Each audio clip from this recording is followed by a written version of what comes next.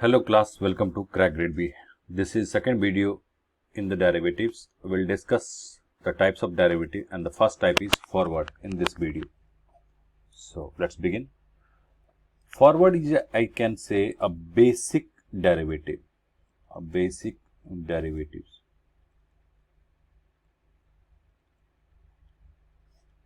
Here all the, if I can put it, here all the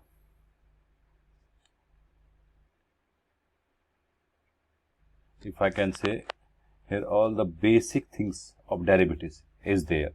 So forward is a contract in which one party, obviously derivative is a contract, one party commit to buy and the other party commit to sell a specified quantity of an agreed upon assets for a predetermined price at a specific date in the future. So four things must be there in a forward contract. First one is a buyer. The second one will be the seller. The third thing will be the agreement between them, if I can say. The fourth will be a specified quantity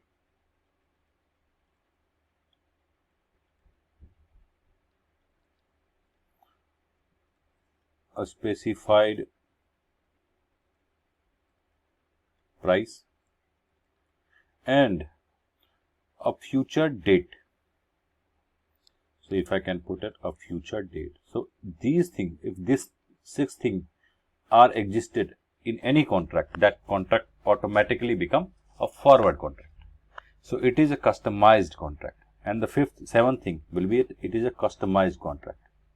So this is making a difference with the future, although what is differences we'll discuss in future contract.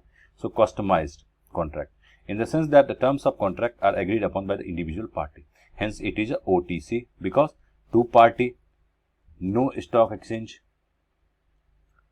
is there. So that is why it become a OTC.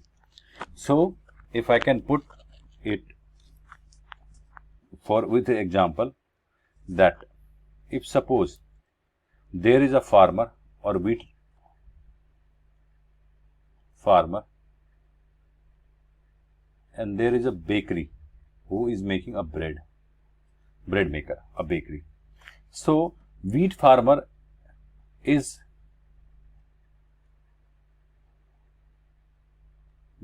know that after sometimes when their wheat is ripening, the price whatever in the market may go up or down, as they are getting these things frequently in their life, that price movement of their product, which leads to losses for them.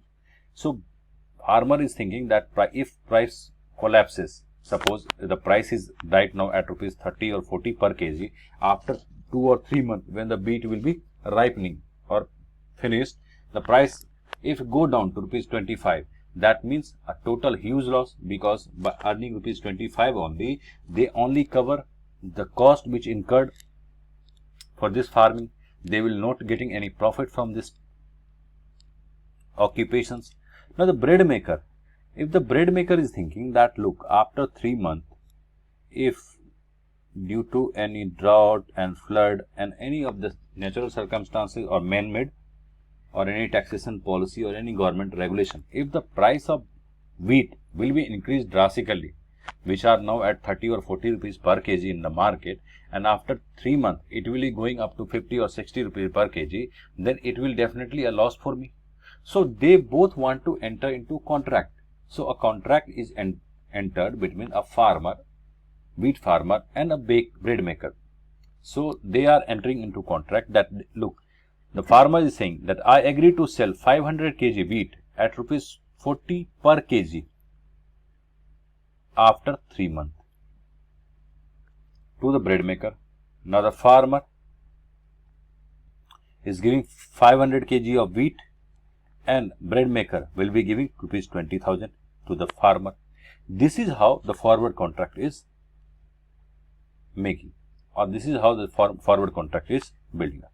So if I can say the forward contract is only if I can say, forward contract is only a transaction between the two party. You could imagine lots of forward contract in front of your eyes. Sometimes if you are in the business, or I can say in you having any occupations related to trade, you must enter into forward contract where you said to the seller, like, look, after 3 months or 4 months I will buy these commodity at this prices. So this is what? This is a forward contract. So if the farmer is thinking that as on this date, if I can put 1st April 20, the rate of wheat is rupees 35 per kg. And after ripening of this wheat after 3 months, that is on 31st, that is on 30th June.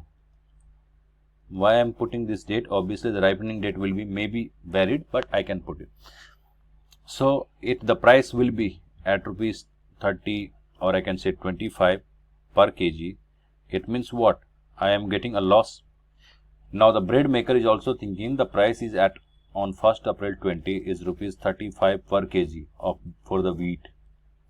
If the price is going up to rupees 45 or 60 per kg, so it will be loss for them to the tune of 10 or 25.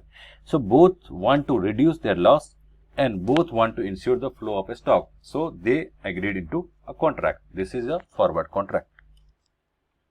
Now forward contract can be of any types.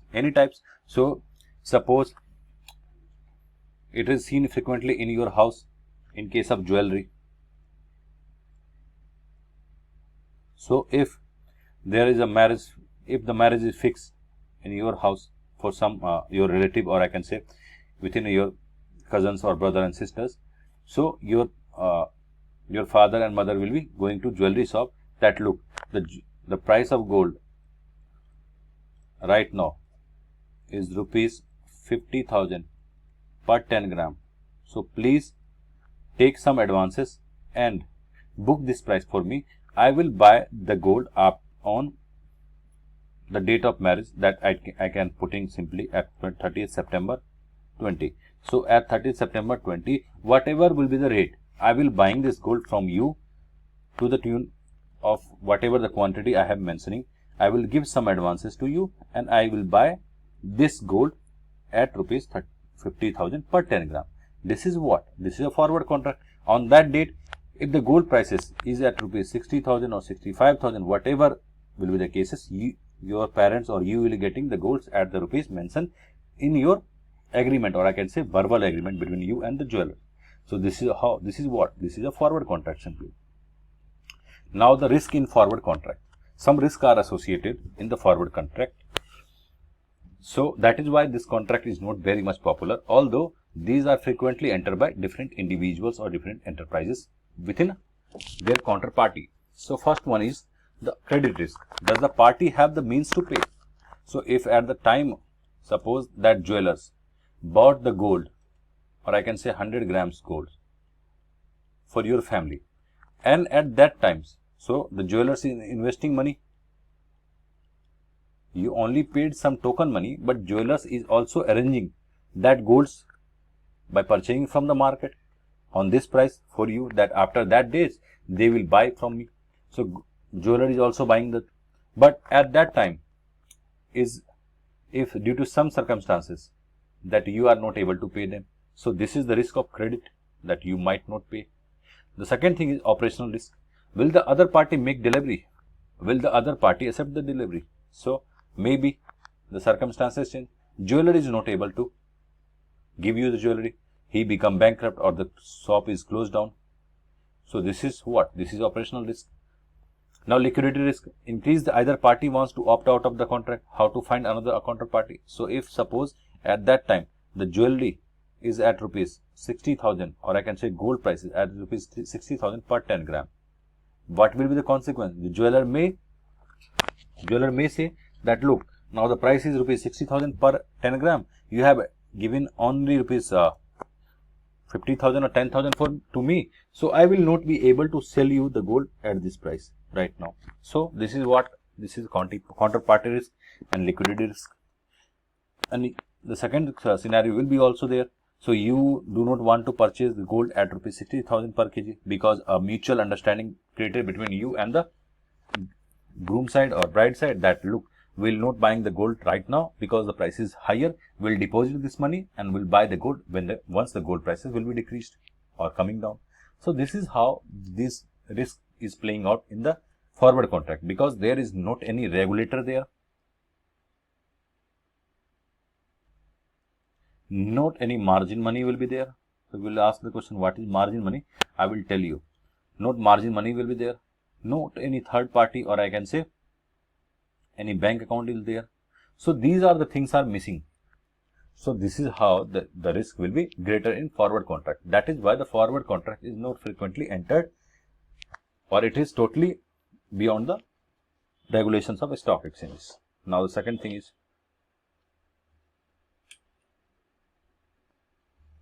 terminology used in forward contract. The long position, that is buyer. So buyer is taking a long position, that in case of jewelry, your parents is a buyer and he is having a long position. Short position is seller, the jeweler.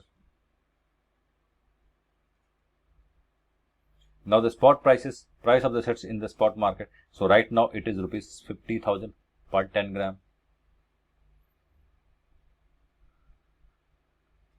Delivery of forward prices, price at the assets at delivery date. So if suppose on 30th September at the date of marriage, you both have entered into contract that look, the jewelers is also saying that look, the price of gold is very uncertain and I will not be able to deliver you this gold at rupees 50,000. Look, we should enter a contract at rupees 52,000 per 10 gram. So in this case, on the date of 30th September, on the date of marriage, I will giving this gold at rupees 52,000 per 10 gram. So now the delivery or forward prices will be 52,000 per 10 gram. This is how the forward contract will be. Now the second type is future contract. I have already told you that we have 4 types of derivatives. The first one is the forward, the second one will future. We'll discuss future now. So future is also a type of forward contract, nothing else, a type of forward contract, but a future is a standardized forward contract. I have already told you in forward contract there is missing one thing, that is standardization, because the contract is negotiated between 2 parties. These are totally depend on both the liking of both the parties. So the size, the quantity, the prices, the date of delivery, these totally depend on the will of these 2 parties. But in case of future contract, these are entered on a stock exchange. So now some standardization will be there. If the standardization will not be there, the contract, or I can say multiple, or I can say million or billion contract will be entered. So to upkeep this contract and making the transaction possible is a hectic task, or I can say near impossible task. So to make the thing possible, the stock exchange already given the date, or I can say period for the contract. The first thing is, the second is lot. So you could not purchase the future in as per your convenience. It is entered into lot. If I can say the 75 shares must be purchased at one go if you want to purchase a future contract. If you want to purchase 2 future contract, it will be multiplied by 2, that is 150 shares. Now, but in case of forward, it could be 2, 3, 5, 4, 6 and n number of shares depending on convenience of your both parties. Now the quantity is fixed. The price is also fixed here, which are displayed to each and every buyers. So anyone can get this price. But in case of negotiation, whichever party negotiated good will getting greater price or good price. But in case of future contract, it will be equal for anyone. And date is also fixed, or I can say delivery period is fixed. So it will be for 1 month, 2 month or 3 month. The contract will be delivered at last Thursday of that month. So on the last Thursday, contract will be ended. So this is how the future contract is working. It is traded on organized stock exchange, because forward contract was a OTC contract. Forward was OTC contract, but it is a ETF, or I can say exchange traded contract, ETC. The standardization in case of what? Quantity of underlying. I have already told you that it must be in lot 75 share or 50 shares, whatever the case. The quality of underlying not required for in financial futures. So quality also standardized, but because in contract between two party, the quality will be also depending on the negotiations. But here, because there is not any case of negotiation, the quality is also standard, because anyone can get this shares. Delivery date and procedures also, and the price quotes it. I have already told you each and every one. Now the next thing, types of future contract.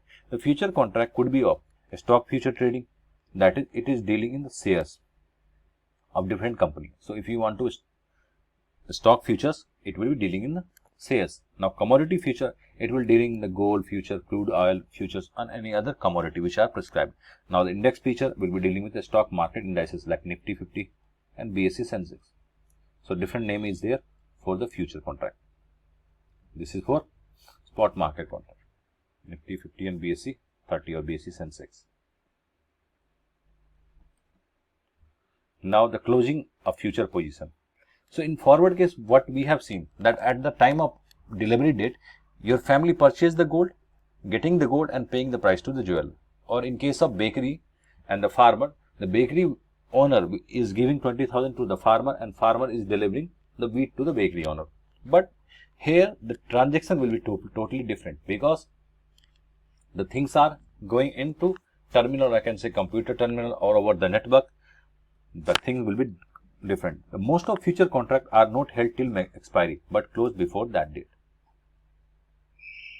So if I can put it through example, I am giving it very shortly. It is held expiry, they are generally settled by delivery. So if the contract is held till the expiry, it will settle at the prices, or I can say by delivering the goods. By closing future contract before expiry, the net difference is settled between traders without physical delivery of the underlying. So suppose a future contract, I am putting an example, future contract example. Suppose Mr. X bought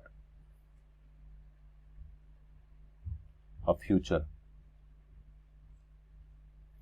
of a Reliance shares. The lot size is 30 shares. Now the current market price is rupees 20 as on 1st April 20. So this is current market price. The contract is entered for 3 months. So date of delivery will be 30th June 20. The strike prices, that is, you will be buying the shares on 30th June, or Mr. X will be buying the shares on 30th June at rupees 40 per shares.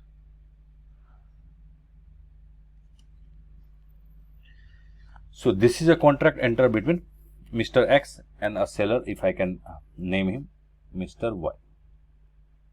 So Mr. Y want to sell the shares in the future, and Mr. X has bought this future contract of Reliance shares.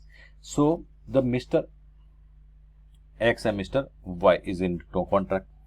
Now at the date of, I can say on 25th of June 20, the market price or spot market price of this Reliance shares is rupees 70 per share. Now if Mr. X and Mr. Y want to close this contract, how will this function? So simply the strike price between X and Y was 40. So in any case, Mr. X will purchase these shares from Mr. Y at rupees 40 on 30th June. So on 30th June, Mr. X will purchase these shares from Mr. Y at rupees 40 per share. Right now the price is 70. So Mr. X could say that, look, although I can buy these shares at rupees 70 from you, I can buy these shares at rupees 40 from you on 30th June because we have a contract. But can we please close these deals by, you can pay me rupees 25 or 30, whatever convenient between them. If I can say, Mr. X is saying that, look, the difference between current market price or spot market price is and the strike price what we have is rupees 30. So spot market price is rupees 70 per shares. If I can buy the shares from you at rupees 40 and sell into market, obviously I am getting what amount? Rupees 70. So why you not pay me rupees 30 and simply sell your shares in the market? So by selling these shares by you just pay me rupees 30. So this is how the future contract is working. I hope you understand. Right now the thing is that they are closing this down. Suppose at the time of 30th June, Mr. Y is also thinking that as the price of shares is growing, it could touch rupees 70, 80 in the market on 30th June. So Mr. Y is planning that, look, if I will pay rupees 30 to Mr. X right now, I will sell the shares at rupees 80 after them. Obviously, I will get rupees 10 as a profit after 5 days. So this is how the future contract is working. If I can again say you this through a example, I think it will be more good. So suppose I am refreshing this example. Mr. X and Mr. Y is in a contract. Here Mr. Y is a seller, Mr. X is a buyer. Mr. X is enter into contract where he bought a future of Reliance Industries Limited shares at rupees 30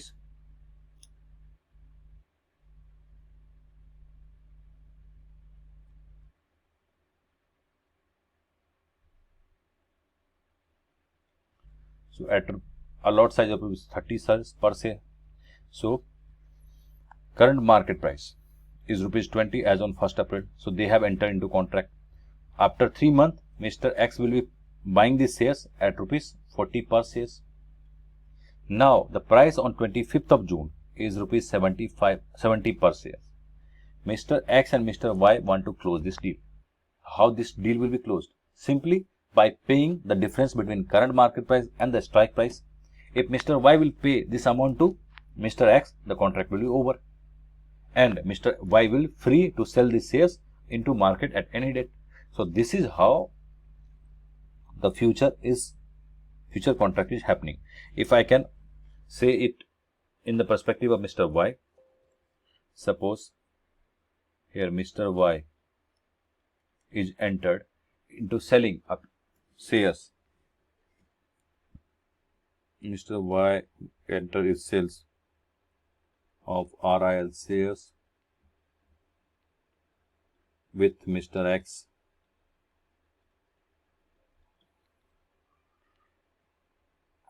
at strike price. The strike price at rupees 10. If the current market price is rupees 15 for 3 months.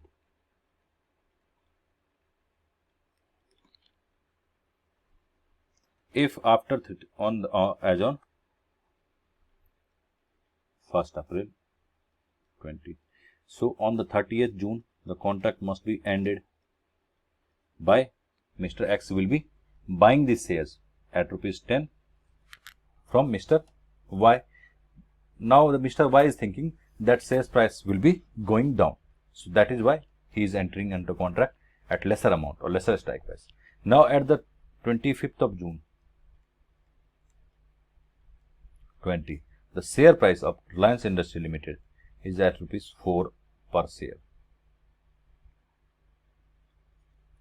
So Mr. Y and Mr. X could close this deal by simply delivering the difference between a strike price and current market price. So rupees 10 and minus rupees 4, that is rupees 6 per share. A lot size, if the lot size is 30 shares, that after paying rupees 180 to Mr. Y, Mr. X and Mr. I, Y's contract will be over. So this is how the future will be working. I hope you understand this example. Now, the terminology used in this is contract size. The amount of assets that has to be delivered under one contract. All the futures are sold in multiples of lot size, which is decided by the exchange board. If the lot size of Tata Steel is 500 shares, then one future contract necessary. 500 shares. In our case, I have deliberately put 30 shares in a lot for Reliance. So it is decided by exchange board. So if I can put to you in practical example, so in case of Nifty future, it is 75. So 75 is the lot size. So you must buy 75, or you are buying a multiple thereof. It could be 150 or 225, but it cannot be 220 or anything which are not in a multiple of 75. Now the contract cycle, the period for which a contract is entered. So I have already told you, we have entering for the contract for 3 months. So this is what a contract cycle. The future on the NSE have near 1 month, 2 month or 3 month expiry cycle. So you could enter into future contract on NSE for 1 month, 2 month or 3 month. I have taken example for 3 month. Now the expiry date usually last Thursday of every month. I have already told you that here the date is standardized. In forward contract, it is totally discretion of the two party, whichever date they wish to get the closing of the contract. But here the date is also prescribed on the Thursday of every month or previous day if Thursday is public holiday. So contract will be over in this date. In our case, we have taken example on 30th June 20. So it could be any date. So it is Thursday of every month. So if you are entering into a contract on 1st April 20 for 3 months, so I can say the last Thursday of June will be your expiry date. So last Thursday of the June will be the expiry date. In case of you have entered for 2 months, the last Thursday of May. In case of you have entered on only 1 month, the last Thursday of April will be your expiry date. Your contract expiry date. Sorry, your contract expiry date. And if that Thursday is public holiday, one day before or previous day is. Now the strike price, the agreed price of the deal is called the strike price. In our case, in first example, I have taken rupees 40. At this price, Mr. X will be buying the shares. In case of second example, in first example, this is the strike price.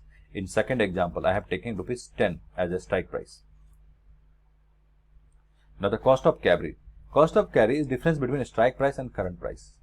So this is how the contract is entering. Suppose why future contract is entered at different prices, because if you enter into future contract, in this case also, if I can say Mr. X is entered into future contract with Mr. Y for buying some shares. Now after 3 months, Mr. X need to get these shares. Till now, Mr. X do not have any responsibility for these contract or these securities. So this is why the cost of carry will be, or cost of carrying is done by Mr. Y. The second thing will be that Mr. X will pay this amount after 3 months. Right now they are just entering into a contract. After 3 months, when the date of delivery will be there, Mr. X need to pay Mr. Y. So if suppose Mr. X is paying rupees 40 per share for 30 share, that is 1200. So they have entered on contract on 1st April 20. Now the payment will be done on 30th June 20. if Mr. X is getting this money from bank loan, so 3-month interest will be saved by him, because he only need this amount on which date? On 30th June. Right now they do not need any money, or if they needed a minimum or nominal money, so they are also saving their interest cost. So saving the storage cost, if I can put a storage cost, maintenance cost,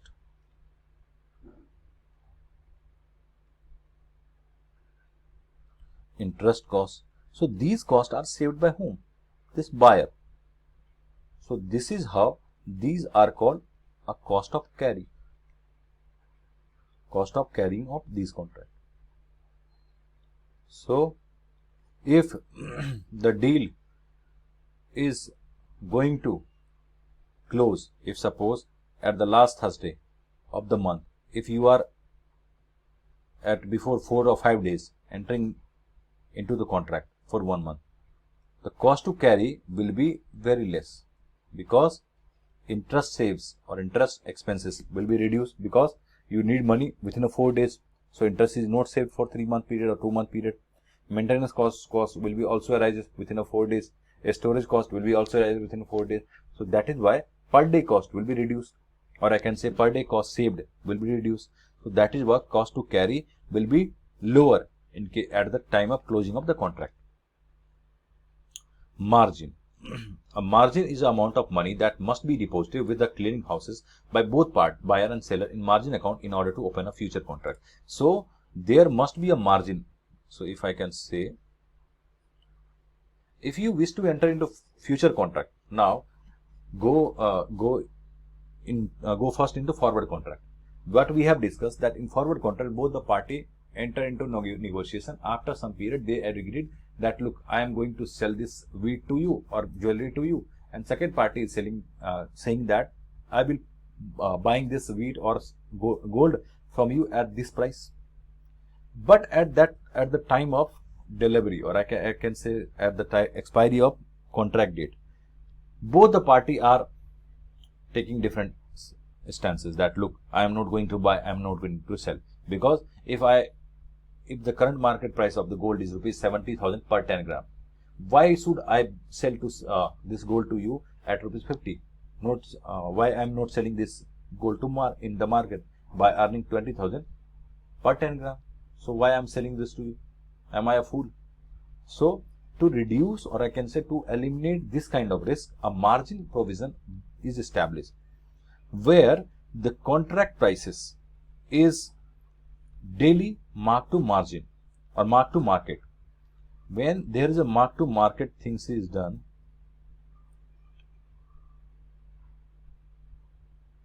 mark to market things are done, whatever the differences will be, the difference will be seized, or I can say freezed or taken by the stock exchange. So by doing this, so if I can say that, look, again I am going into forward example of forward contract. So just make this thing easy, please be attentive. The margin, if I can say, is very much easy, but you should be attentive. Now the price for the wheat, and a strike price is rupees 40. The contract size is 500 kg. Sorry, 500 kg. So farmer is saying that I am selling this wheat on 30th June to you, that is bakery owner, at rupees 40 per kg. So if this contract is happening in a stock exchange, although this is a mutual contract, OTC contract, but for the time being, for the sake of time, for the understanding purpose, you imagine that this contract is happening on a stock exchange, or third party is involved in this contract. A trustee is there who is ensuring that this contract must be fulfilled. So a trustee is there. So the trustee is saying to both parties, look, you should give some margin to me. So in case anyone defaulted, I will pay the loss to second party. So bakery owner and farmer is giving 10,000 each. All the amount is quite high here. I am putting deliberately. So 10,000 each is put with a trustee named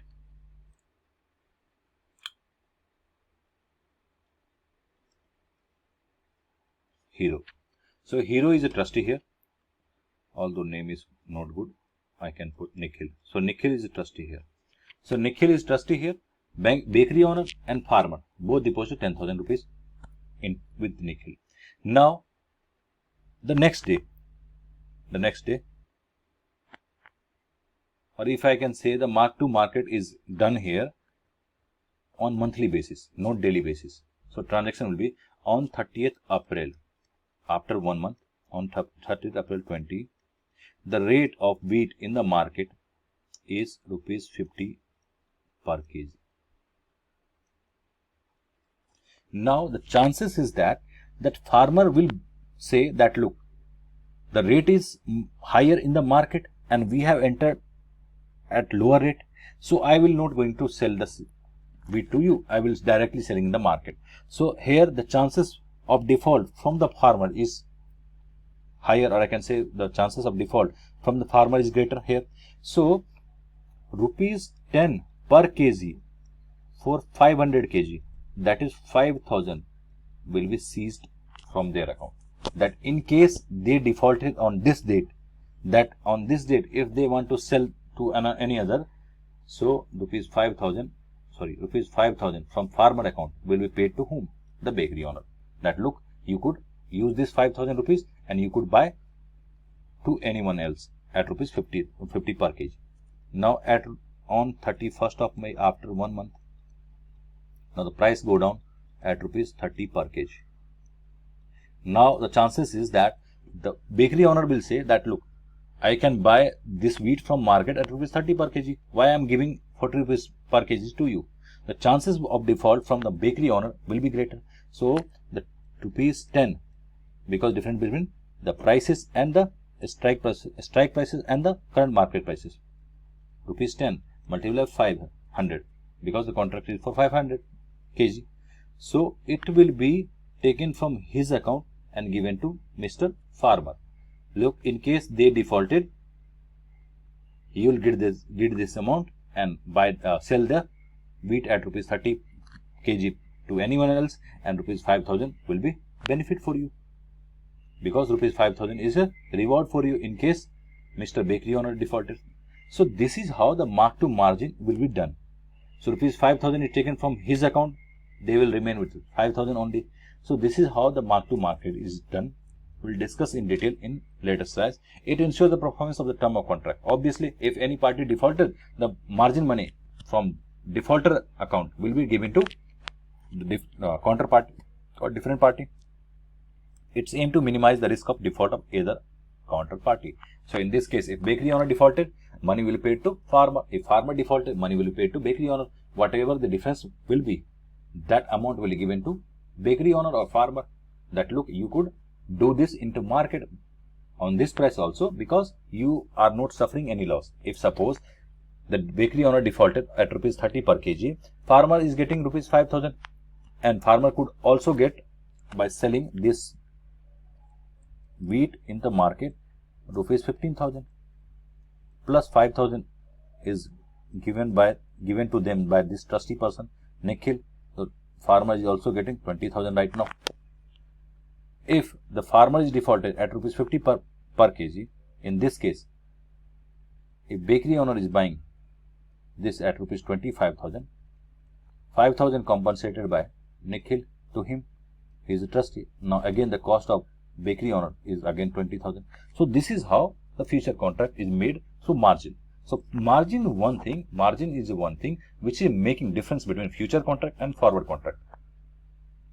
Now the initial margin, deposit that a trader must make before trading any future contract. Usually 10% of the contract size must be deposited. If it is for the 500 kg at rupees 40, that is for 20,000, 2,000 must be deposited as initial margin. Maintenance margin. When margin reaches a minimum maintenance level, the trader is required to bring the margin back to initial level. The maintenance margin is generally about 75% of initial margin. So daily trade is done. If suppose the maintenance margin will be 75% of this amount, that is 1500 will be maintenance margin. If due to daily mark to market, I have already told you how the mark to market will be done. I will be discussing in different slide also. If the balance in farmer account going down to rupees 1400, so farmer must pay rupees 600 to the stock exchange and restore their margin to level. Now the variation margin, additional margin required to bring an account up to the required level. So if sometimes this 600 is required, it is called a variation margin. Now the margin call. If amount of margin account falls below the maintenance level, a margin call is made to fill the gap. So they must pay. In case of farmer, their account margin is going below 1500, that is to rupees 1400. They must pay rupees 600. A call is made to them. Marking to market. This is a practice of periodically adjusting the margin account by adjusting the subtracting fund based on the changes in the market value to reflect the investor's gain or loss. So I have already told you in this example that how the mark to market is done. Although I have taken the example of monthly mark to market, it could be on daily basis. So today's price is 40, next day price is 40 rupees 50 paise. So if I can take this example, that's 90 days calculation will be huge, or I can say a lot of calculation will be there. So that is I deliberately discuss that and discuss a monthly margin or monthly mark to market. Now this leads to changes in margin amount daily, just because if mark to market is there, some amount will be debited or some amount will be credited. If I can say, if the price is going up or down depending upon the circumstances, the margin amount will be going up and down. This ensures that there is no default by either parties. Now if I have deliberately taken this example. So suppose booking price or contract price is rupees 1310. Now the lot size is 100 shares. Initial margin is 8%. In amount, that is maintenance margin is 6%. It is so in the opening days price was 1310 and closing price was 1340. Mark to margin will be 3000. How? 1310 minus 1340 multiplied by 100, that is 30 multiplied by 100 equal to 3000. So this is mark to margin. So additional deposit if needed and closing balance will be 13,480. So the price is up, so you can buy the shares at rupees 1310 and the price is at rupees 1340. So it is 10 rupees or 30 rupees more from the your contract price. So you are having a benefit of rupees 3000. So your margin will be, although you have deposited initially this amount 3000 plus by the mark to market. Now the next day at the opening price is 1340. Now the closing price on that day, again the price of the shares rise to 1360. The mark to margin is again plus 2000 rupees. Now your margin account is showing 15,480 rupees. Next day the opening price is this one and the closing price is 1300. This date the share losses the price of rupees 60 rupees per shares, that is loss of 6000. The mark to margin will be 9480. So below the initial margin and above the maintenance margin. So maintenance margin 7860, initial margin 10,480. So it is below the initial margin but above the maintenance margin. So you do not need to pay the amount. Once the amount is going below the maintenance margin, you must give so much amount that it could be restored to initial level. Now the next day the opening price is again 1300 and the closing price is 1280. So what will be the consequence? The consequence will be you are again losing rupees 2000. Your margin account will be going down from 9480 minus 2000, that is 7480. So it is below the margin account, because margin account is saying that you must have 7,860 and you have only, so it is lesser than this, so you must pay rupees 3,000 so that it could become 10,480. This is what? This is initial margin. So additional deposit initial output is 3,000, so it could become 10,480. Now if next day the opening price is same, the closing price is 1,305. Now we have getting 2,500 as a mark to market, so your account will be having 12,980. So this is how the mark to market is playing out. So comparison of forward and future contract. And so in comparison I can say trade on organized exchange if it is a future, if it is forward. So first is forward and next is future. So a big no. It is done through OTC. Yes, it is done on stock exchange. Use standardized contract terms. No, because it is mutual agreement. Mutual term and condition is there. Here, yes, a standard size will be there. Use associated clearing house to put guarantee contract fulfilled. No, there is no clearing house between them, buyer and seller. But obviously, if you are entering in contracting BSC or NSC, their clearing house will be there, which we have discussed in secondary market chapter. Indian Clearing Corporations Limited and different entities for the NSC. Now require margin payment and daily settlement. Obviously no for the forward contract, but yes for future contract. Market are transparent. No. Whoever negotiated best will getting best prices. Whoever negotiated good will getting good prices. But in case of future contract, each and every one will be getting the same contract at the same prices with the same lot size, because there is a transparent market. Mark to market daily or no? Yes. Now the closed prior to delivery. No. Forward contract must be closed at the date of delivery. So the farmer must give the delivery of the wheat on 30th June 20 to the bakery owner. But it can be done, or mostly it is done before the future date. Just because they both parties know that, look, the price is so and so, we could close this contract and enter into new contract with the new one. So if we are closing this contract, we'll getting profit and loss booking from this contract. I will entering the second contract right now. But in forward contract, this is not the case. And profit loss realized daily? No. Here, yes, because you have mark to marketing daily. Mark to marketing daily. That is why you are getting a profit and loss. So how much is plus and minus in your account? So if I can take it through you. So here you are in profit of rupees 3,000. You are here it is or rupees 5,000. Here you are in loss, and here you are again in profit. So this is how daily profit and loss is made. So this is what the future and forward contract. Will discuss the options in later videos. So till the time, keep revising. Thank you and happy learning.